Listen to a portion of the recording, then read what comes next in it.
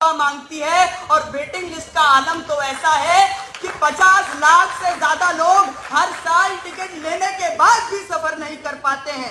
माननीय अध्यक्ष महोदय, बुलेट ट्रेन का वादा हुआ था, कहा गया था 2022 तक अहमदाबाद से मुंबई सरसराते हुए ट्रेन जाएगी, लेकिन 2025 आ गया है।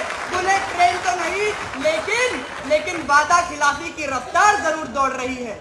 महोदय, करोड़ों इंदौर नगर निगम के मेयर पुष्यमित्र भार्गव के बेटे संघमित्र भार्गव का एक भाषण इन दिनों सोशल मीडिया पर जमकर वायरल हो रहा है।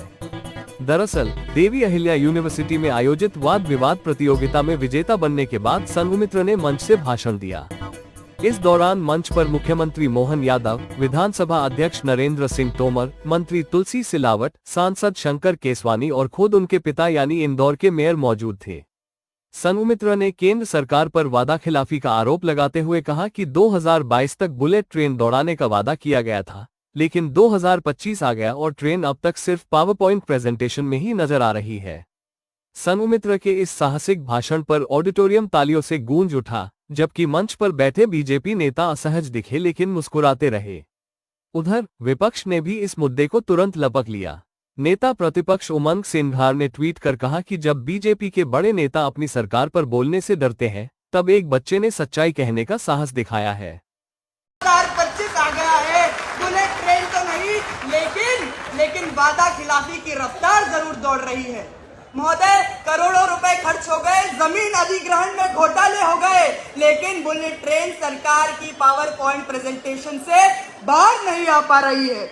महोदय, सरकार कहती है कि कवच तकनीक सिस्टम से रेल हादसे खत्म हो जाएंगे, लेकिन आपको बात बता दूं कि 10 साल में पिछले 10 साल में 20,000 लोगों ने रेल हादसों में अपनी जान गंवाई है। क्योंकि महोदय, जब रेल के डिब्बे टूटते हैं, रेल पटरी से फिसलती है, तब सिर्फ उस रेल के डब्बे नहीं टूटते, एक माँ की गोद सूनी हो जाती है, किसी बच्चे का भविष्य अंधकार में चला जाता है और एक बूढ़े पिता की आंखों से उसकी आखिरी उम्मीद छिन जाती है। महोदय, स्टेशन रीडेवलपमेंट की बात होती है, कहते हैं 400 स्टेशन हम एयरपोर्ट जैसे बनाएंगे, बनते कितने हैं? केवल 20। वहां पे भी जनता की आवाज आती है कि हाँ, चमकते बोर्ड तो है, लेकिन पीने का पानी महंगा है। और भीड़ की भीड़ वही है। लेकिन आज मैं आप सभी को कुछ तथ्य प्रस्तुत करना चाहता हूं कि सीएजी की रिपोर्ट 2022 हमें यह बताती है कि 1.25 लाख करोड़ रुपए जो जनता का पैसा स्टेशन बनाने के लिए स्वीकृत किया गया था, उसकी आज भी 80% परियोजनाएं बाकी है। उसके बाद जो 78% सुरक्षा पर पैसा खर्च करना था, उसे डाइवर्ट कर दिया गया।